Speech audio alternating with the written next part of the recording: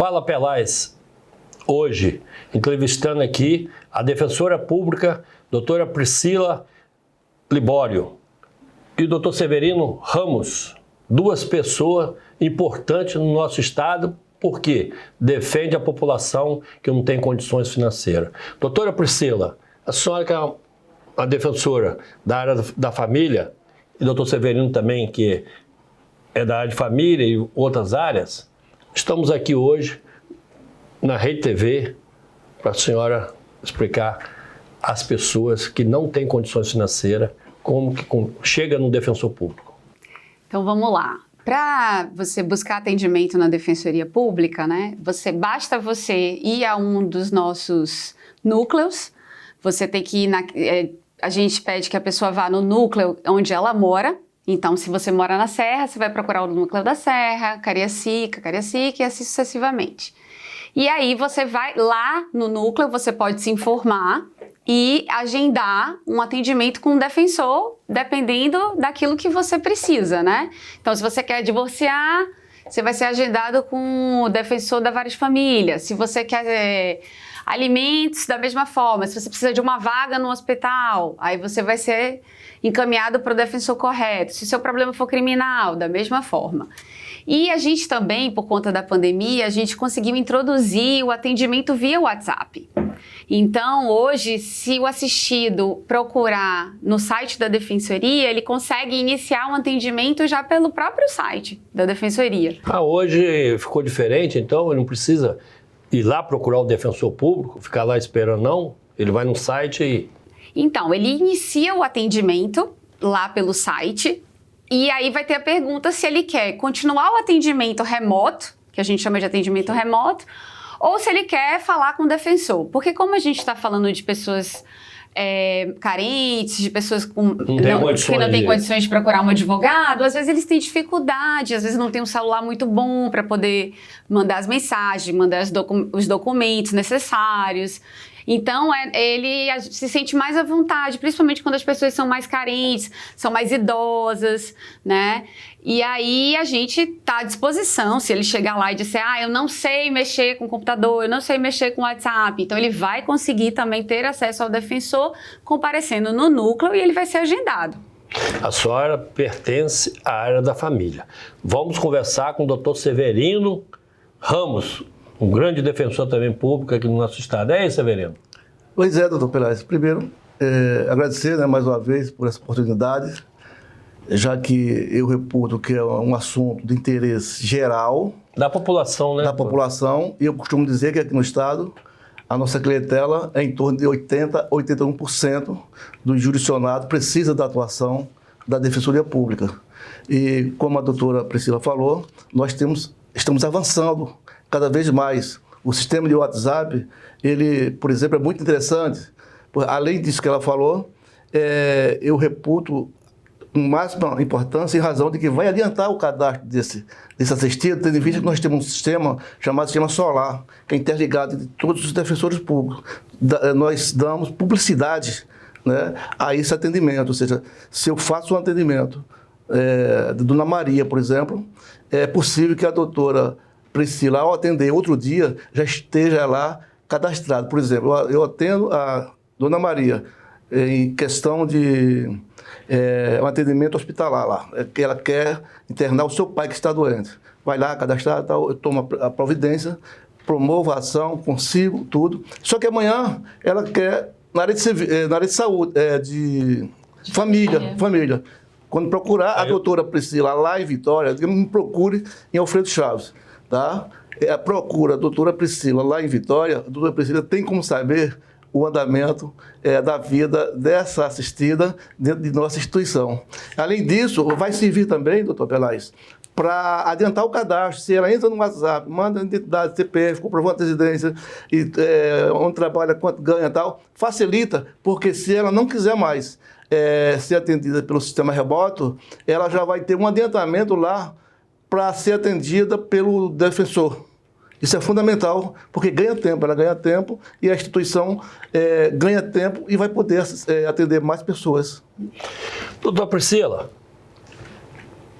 o povo está querendo saber, a população, E se não pagar pensão, vai preso ou fica na rua solto? Ou a família passa fome? Não é quer dizer a esposa passa fome, é o filho, né? Uhum. E aí, o que só que é da área de família? Sim, na área de família, né, o que as pessoas mais buscam quando elas vão à defensoria, geralmente é a pensão alimentícia, de fato, divórcio, guarda, investigação de paternidade. Todos esses problemas do cotidiano acabam desembocando lá na defensoria, quando você quer resolver. E aí, o que acontece? Se hoje em dia você se separou, os casais, né, ou se separaram, ou nem chegaram a viver juntos, mas houve uma gravidez, então precisa regularizar essa situação dessa criança em relação ao pai, né? Isso se, no caso, a criança ficar mais com a mãe, né?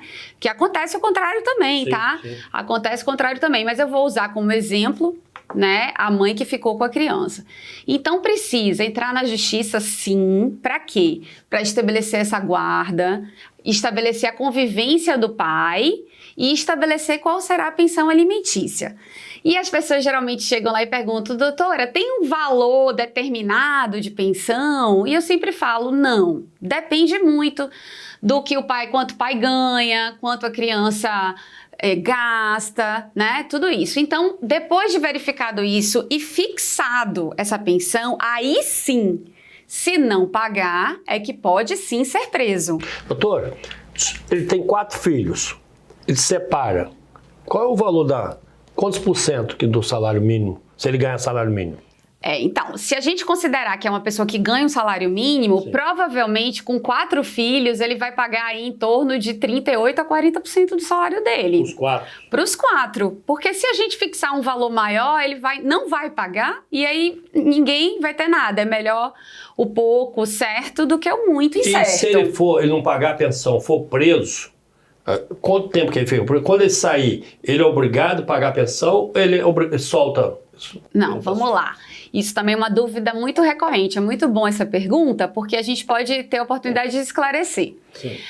Fixou a pensão alimentícia. É importante dizer que essa pensão alimentícia ela só vai ser cobrada se ela for judicial, se ela estiver fixada na justiça. Porque, às vezes, tem muitas mães que acham que, mesmo sem pedir a pensão, o pai já está devendo desde quando ele nunca deu. E não é assim. Precisa buscar a justiça, senão a justiça entende que você não precisa.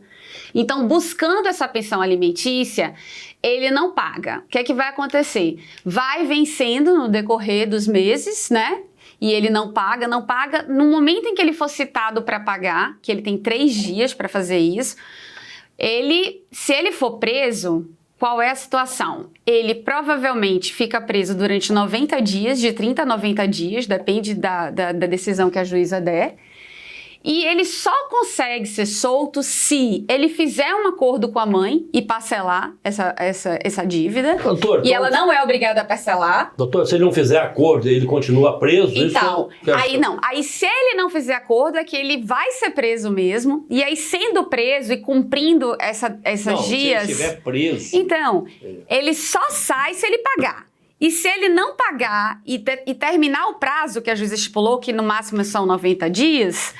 ele vai sair com a dívida do mesmo jeito, só que ele não vai poder mais ser preso por aquela dívida. Só que os próximos meses que forem vencendo, ou seja, que são cobranças novas, ele pode vir a ser preso novamente. Doutor, aquela dívida acaba e começa a outra dali para frente? Não acaba. Ela existe, mas ela só vai poder ser cobrada como? Se ele tiver um carro... se ele tiver dinheiro no FGTS, vamos supor que ele já tenha trabalhado de carteira assinada, a gente consegue ir lá e pegar o FGTS. Se ele tiver dinheiro em alguma conta bancária, é o mais conhecido como penhora. A gente só consegue penhorar os bens dele. Ele tem um pai e a mãe, não está trabalhando. Quem paga a pensão dos filhos dele? Vamos lá, isso também é uma pergunta muito recorrente, porque antigamente, de fato, quando o pai não pagava, a gente podia logo recorrer aos avós. Né? A gente podia logo recorrer aos avós e os avós paternos, porque você subentende que os avós maternos estão contribuindo. Hoje em dia já não é mais assim. Hoje em dia a jurisprudência entendeu que para você chegar até os avós, você tem que ter um longo caminho de cobrança desse pai, porque é ele que é o responsável. E é aquela velha história, né? Quem pariu Mateus, que balance. Então, a justiça entendeu isso. E é verdade, não é justo, né? Apesar de você dizer, mas eles são avós, eles têm que contribuir. Sim, mas a gente tem que buscar primeiro a responsabilidade do pai e da mãe. Doutor, quer dizer que a lei mudou, então? Não, a lei não é que a lei mudou, é que ficou mais difícil você buscar os avós. E para você buscar esses avós, você tem que entrar contra os 4 avós. O entendimento da jurisprudência é que você tem que entrar com os 4 avós. Então, eu sempre falo para a mãe que busca, né? Eu sempre falo assim, olha só, avisa seus pais que você vai ter que entrar com ação contra eles, mas que você ou não vai cobrar, ou que ele fique tranquilo, que mesmo fixado aquele valor. E tem outra coisa também, não é o mesmo valor que o pai pagaria, porque esse valor tem que ser dividido por 4 avós. Entendeu? Então tem toda uma situação que a gente tem que ver. O direito de família, ele é muito assim, é o caso concreto. Nem sempre o que você pagar de pensão vai ser a mesma coisa que o doutor Severino vai pagar, entendeu? A mesma coisa a questão da guarda. Pelo que a pessoa ganha, né? A gente leva em consideração o que a pessoa ganha, mas a gente também tem que levar em consideração o padrão de vida que a criança tinha quando vocês estavam juntos. Então, vamos supor, se doutor Severino dava escola particular, natação, balé, etc., separou, ele vai ter que continuar dando isso? Aí tem que se analisar. Provavelmente, sim, porque ele tem que manter esse padrão de vida das crianças se a condição financeira dele não se alterar ou melhorar. Mas e se ficar pior? Porque a primeira coisa que eu falo é o seguinte, divorciou, cai o padrão de vida. É a primeira consequência de um divórcio. E o divórcio, ele é casado. Certo. Porque não é só pela esposa. Se a esposa estiver trabalhando e o marido não, ela é obrigada a dar pensão para ele? Se divorciar, depende muito. Porque isso vai depender se ele não tem condições. Vamos supor que você divorciou e seu marido está doente. E não tem nenhum tipo de pensão, nada, ela vai ser obrigada, entendeu?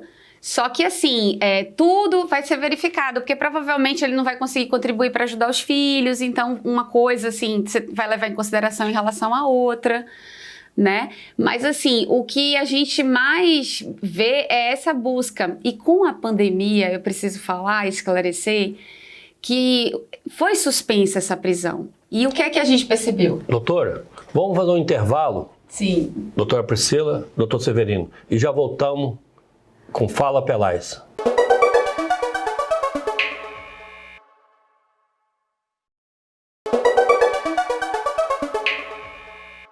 O Fala Pelais está de volta com doutora Priscila, defensora pública, doutor Severino, defensor público. Doutor Severino, a pessoa que vai preso, não tem condições financeiras, quem paga a indenização do defensor e do Estado?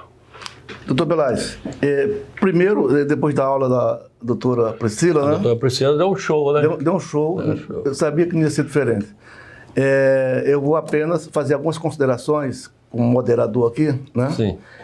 Por exemplo, eu, quando atuo na área de família, e com certeza a doutora Priscila também deve seguir o mesmo critério. Eu costumo, quando chega lá uma mãe, que o meu ex-marido não está pagando alimento há tantos meses. Eu costumo mandar um convite para ele comparecer e perguntar para ele se ele tem condições de sanar aquilo antes que eu tenha que requerer judicialmente. Tá? Normalmente tem logrado êxito, porque eu costumo dizer...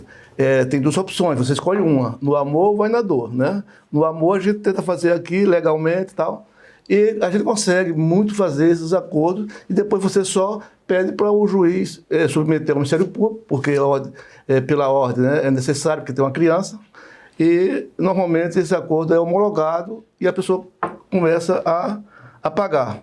Agora, digamos que ele não cumpre esse acordo, aí vai cair na prisão, né? Primeiro, ele vai ser notificado para pagar, conforme a doutora Priscila falou, de 2 a 3 dias, mais ou menos, né? Aí, pagar ou justificar se não tem condição.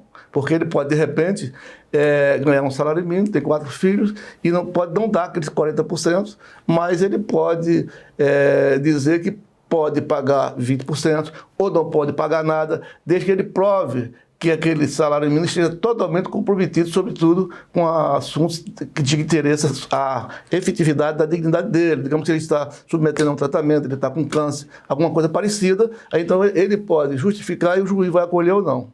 Se não acolher, o juiz normalmente renova o prazo e ele, se não pagar, ele vai preso. Eu já encontrei com o senhor, o Vossa Excelência, fazendo audiência lá em Marechal, na criminal. Que o advogado criminal particular é contratado e recebe.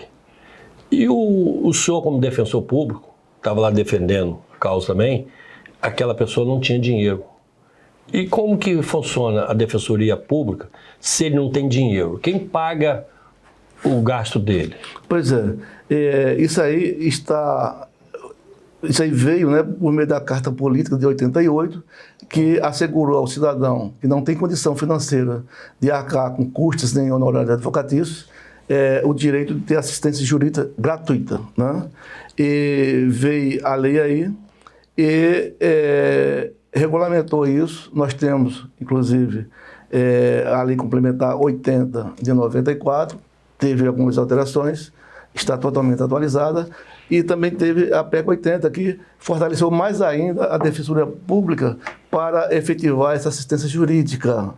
Portanto, é um direito do assistido que não tem condição de arcar com muitos compromissos de honorários, custos advocatícios, a ter essa assistência. Mas, para isso, ele tem que fazer uso de um defensor público, da Defensoria Pública.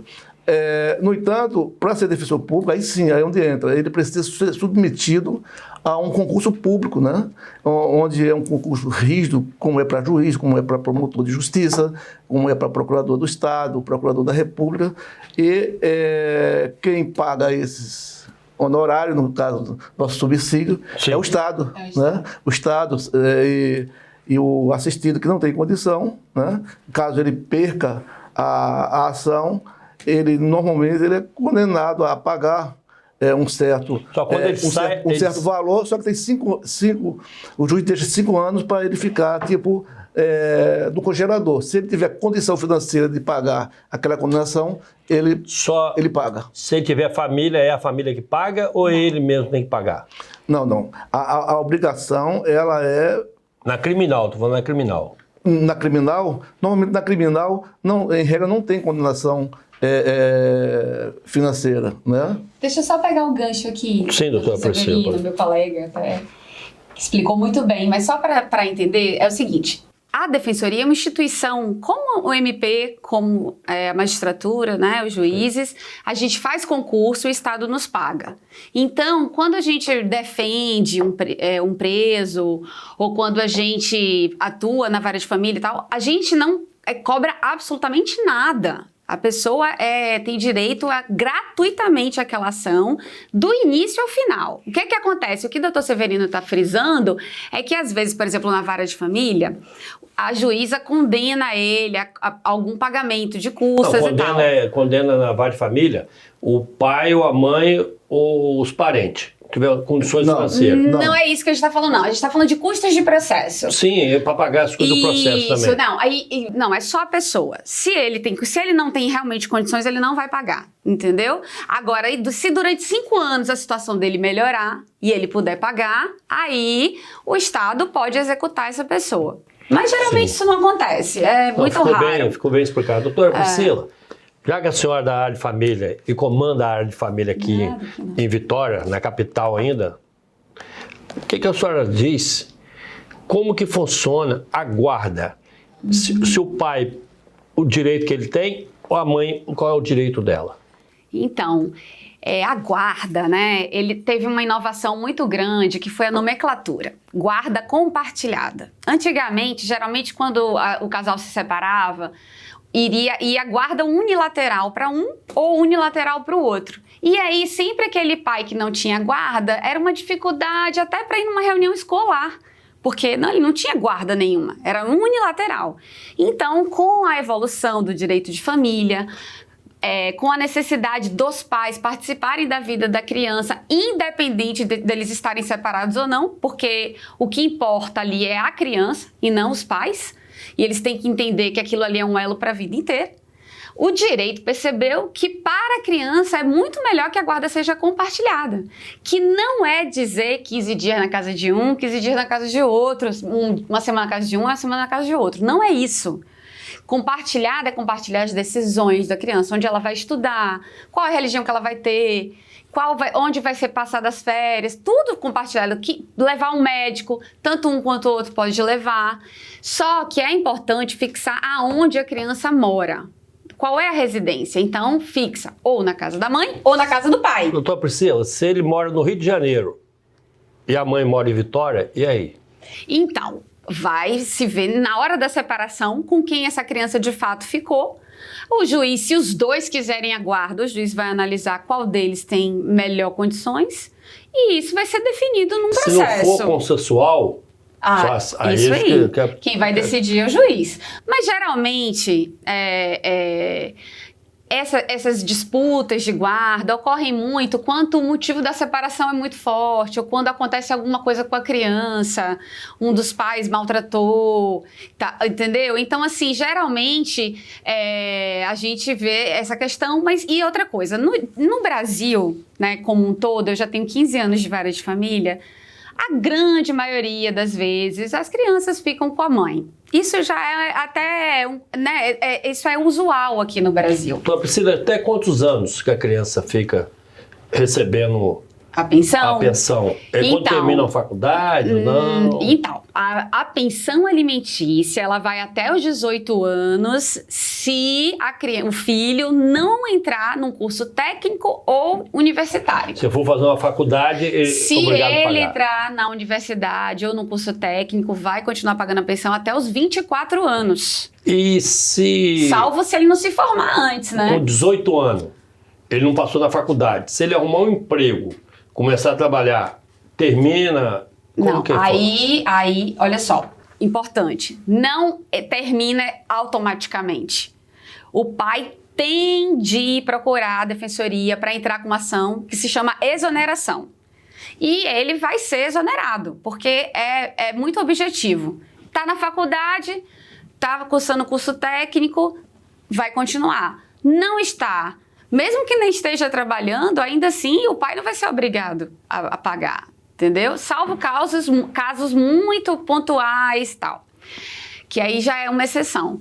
Então, vamos lá. E se esse menino, com 18 anos, ele não passou na faculdade, mas ele continua estudando, ele foi trabalhar e aí ele passa, ele pode pedir de novo. Até os 24 anos. Ele pode voltar a pedir de novo? Sim, até os 24 anos. Mas tem um detalhe, né, doutora? Eu vou só acrescentar. Sim, eu tenho atendido situação em que chegou aos 18 anos, não está estudando, não passou em faculdade e não está estudando, mas tem uma situação de fragilidade, né? O juiz vai analisar e se entender que aquela criança precisa para efetivar a sua dignidade, o juiz não vai exonerar. Um outro detalhe também com relação a... É o que eu falei dos casos... Sem querer te interromper, mas já interrompendo, é o que eu falei dos casos excepcionais. Isso, Existem esses casos. Ou então aquela criança que está atrasado na escola. Então você não vai deixar de o pai pagar a pensão... Se ele ficar reprovado na escola... Depende. Como que funciona isso? Se ele reprovou, vamos supor, por conta da pandemia, por conta porque ele ficou doente, sofreu um acidente e tal, tudo tem que ver um contexto, né? E se ele faltou, se ele realmente tem dificuldade, às vezes ele tem um problema cognitivo, entendeu? Agora, se realmente ele é um filho que não liga pra nada e tal, ele vai ser exonerado. Mesmo, entendeu? Ele vai ser exonerado até porque ele não tem como mais subsistir aquilo ali se ele não tem nenhum interesse em estudar. Agora, se ele tiver um interesse, comprovar, por exemplo, que está fazendo um cursinho para o vestibular, que está indo bem e que se aquela pensão for tirada, aquilo ali pode interromper aquele sonho, aquela evolução, não vai ser tirada. É por isso que cada caso é um caso na justiça familiar. Muito bem explicado, doutora Priscila. A doutora Priscila está dando uma aula aqui hoje... especial, doutor Priscila. Parabéns, tá? E doutor Severino? Com relação à guarda, tem um fator lá muito interessante, né? Vai ficar no Rio, vai ficar no Espírito Santo, vai ficar onde? Normalmente, os juízes, eles submetem aquela família, que às vezes um pai ou a mãe está alienando, né, os direitos do pai ou da mãe, o juiz submete a um estudo social, onde vai ter psicólogo, né, assistente social, e dependendo do que for apurado ali, aí a criança pode ficar com o pai ou com a mãe, porque muitas vezes a mãe é viciada, usa droga, e não é muito viável que fique. Às vezes é o pai. Então, esse estudo social ele é fundamental para embasar a decisão do juiz, né, doutora Priscila? Sim, com certeza. Doutor Severino, doutora Priscila, eu vou colocar aqui o Fala Pelais, as considerações de vocês que estão chegando ao final.